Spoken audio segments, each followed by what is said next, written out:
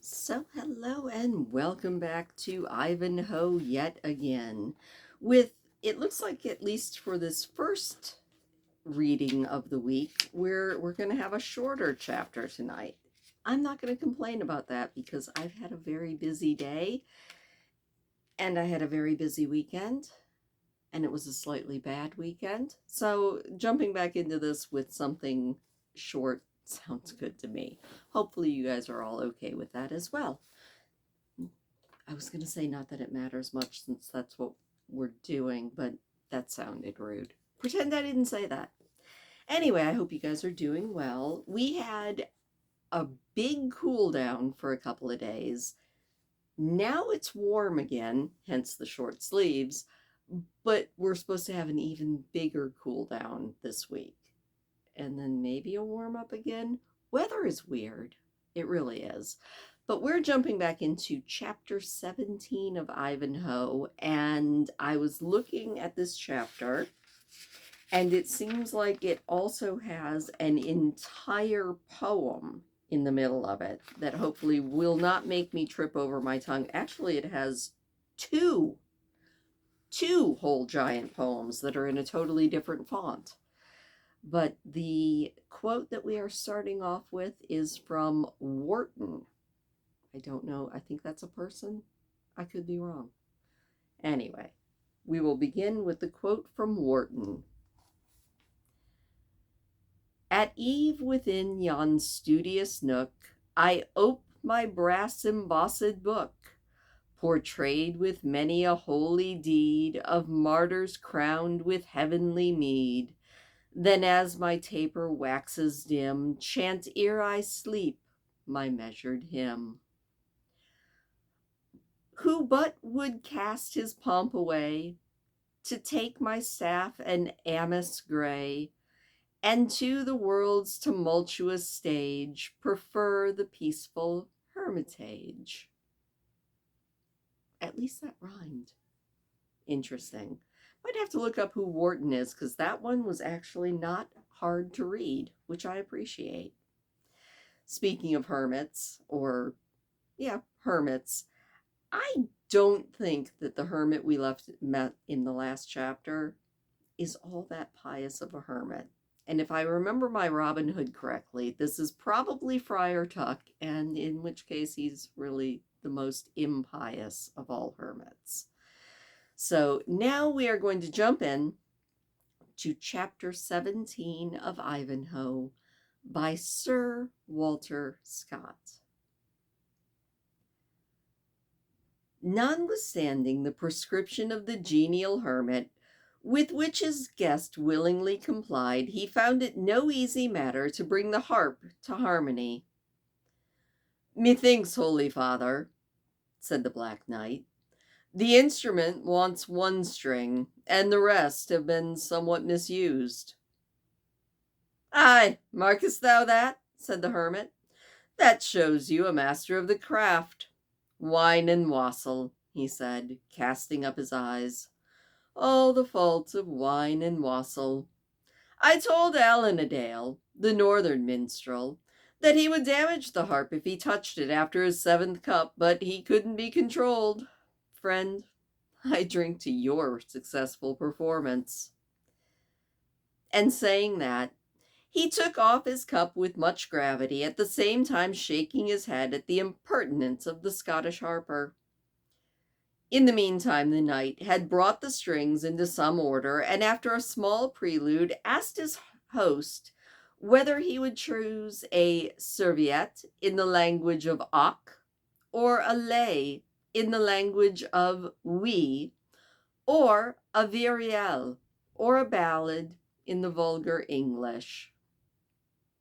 "A ballad, said the hermit, "against all the Ocs and Ouis of France.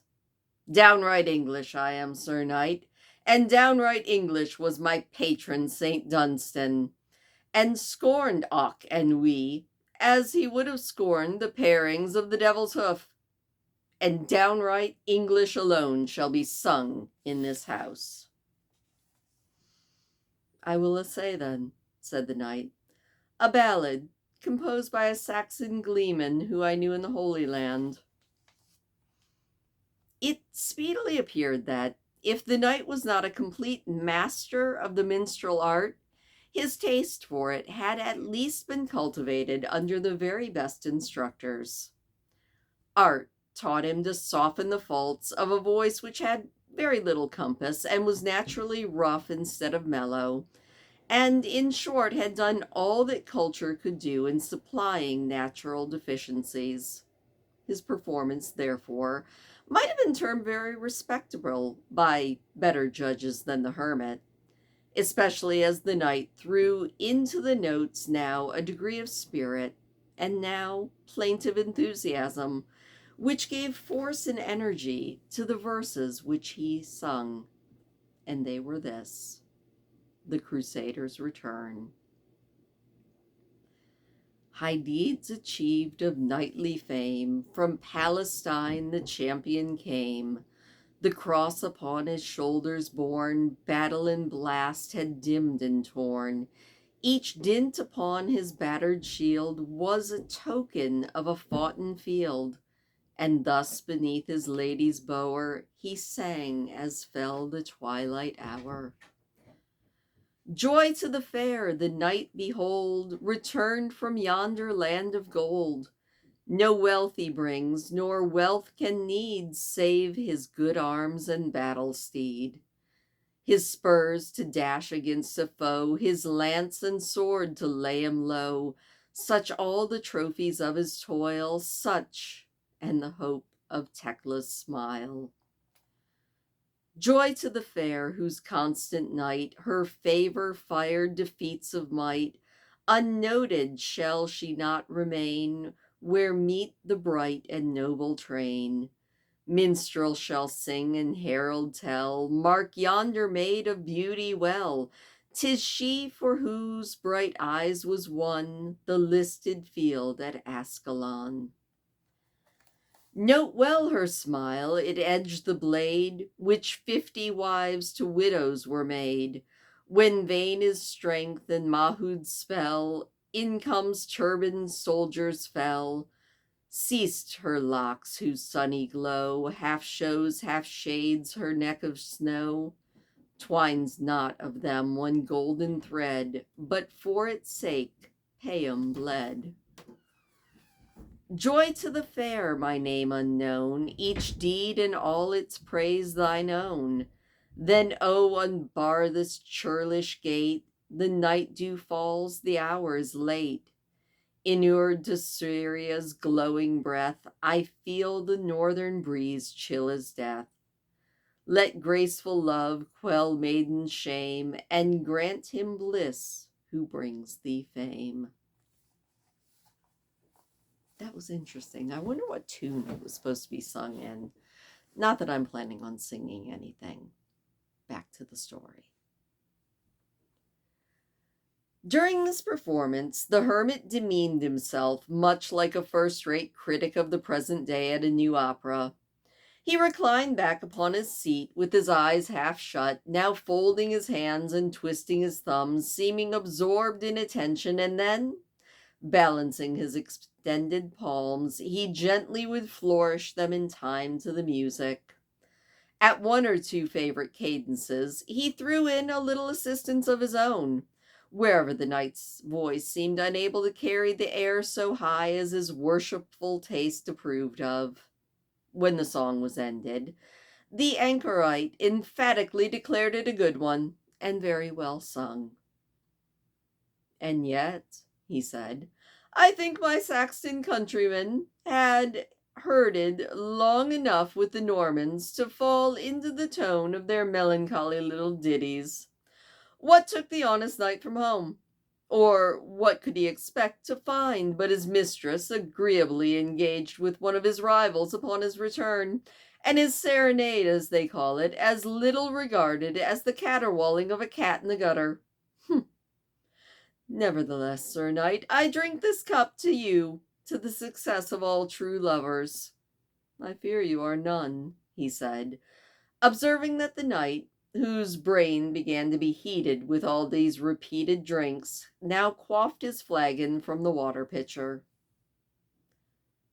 "Why," said the knight, "did you not tell me this water was from the well of your blessed patron, St. Dunstan?" "Truly," said the hermit, "and many a hundred of pagans did he baptize there, but I never heard that he drank any of it.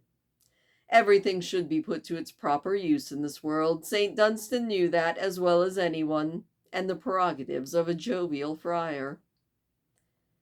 And saying this, he reached the harp and entertained his guest with the following characteristic song, to a sort of Derry Dawn chorus, quite appropriate to an old English ditty.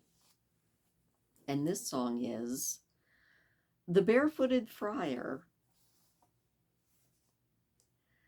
"I'll give thee, good fellows, a 12-month or twain, to search Europe through, from Byzantine to Spain. But ne'er shall you find, should you search till you tire, so happy a man as the barefooted friar. Your knight for his lady pricks forth in career, and is brought home at evensong pricked with a spear. I confess him in haste, for his lady desires no comfort on earth save the barefooted friars. Your monarch, pshaw! Many a prince has been known to barter his robes for our cowl and our gown. But which of us e'er felt the idle desire to exchange a crown for the greyhood of a friar? The friar has walked out, and where he is gone, the land and its fatness is marked for his own. He can roam where he lists, he can stop where he tires, for every man's house is the barefooted friar's. He's expected at noon, and no wight till he comes may profane the great chair or the porridge of plums. For the best of the cheer and the seat by the fire For the best of the cheer and the seat by the fire is the undenied right of the barefooted friar. He's expected at night, and the pasties made hot. They broach the brown ale, and they fill the black pot. And the good wife would wish the goodman in the mire, ere he lacked a soft pillow, that barefooted friar. Long flourished the sandal, the cord, and the cope, the dread of the devil, and trusted of the Pope. For to gather life's roses, unscathed by the briar, is granted alone to the barefooted friar. Yay! "By my troth," said the knight, "thou hast sung well and lustily in high praise of your order. And, talking of the devil, holy clerk, are you not afraid that he may pay you a visit during some of your uncanonical pastimes?" "I? Uncanonical?" said the hermit. "I scorn the charge. I scorn it with my heels. I serve the duty of my chapel, duly and truly. 2 masses a day, morning and evening, primes, noons, and vespers, aves, credos, paters." "Except the moonlit nights, when the venison's in season," said the Black Knight. "Exceptus expedialis," said the hermit, "as our old abbot taught me to say, when impertinent laymen should ask me if I kept to every bit of my orders."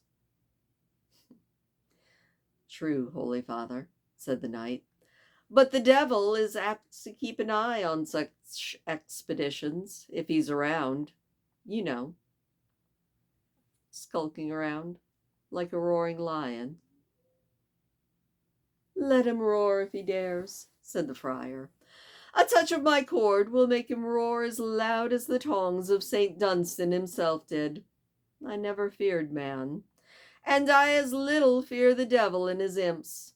St. Dunstan, St. Dubric, St. Winibald, St. Winifred, St. Swibert, and St. Willick, and let's not forget St. Thomas a Kent, and my own poor merits to speed. Well, I defy every devil of them. Come, Cut and Long Tail." but to let you in to a secret. I never speak upon such subjects, my friend, not until after morning vespers. And then he changed the conversation.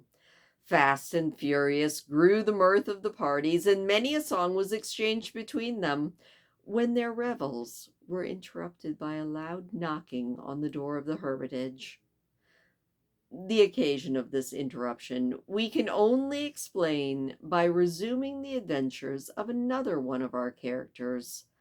For, like old Aristo, we do not pick ourselves upon continuing uniformly to keep company with any one person in our drama exclusively. And that, with a foretold change of scenery, is where the chapter ends. Told you it was a short one tonight. I am assuming that there will probably be much longer ones in the future.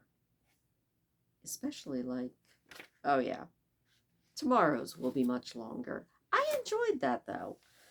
It kind of gives us a little bit of a glimpse into the character of the Black Knight, who has unloosened himself at least a little bit and seems quite more relaxed. That could be all the brown ale talking, but he could also just be relaxed. And it gives us a lot more insight into, I'm just going to call him Friar Tuck. He might not actually be, but Friar Tuck wannabe definitely doesn't seem to take his holy orders too seriously. Maybe a little bit seriously. But he does know how to have a good time. So thank you as always. That is where this is going to end tonight. Please do hit the thumbs up on your way out, and I will see you tomorrow where we switch perspectives and go back with somebody else that we've met. So have a good one.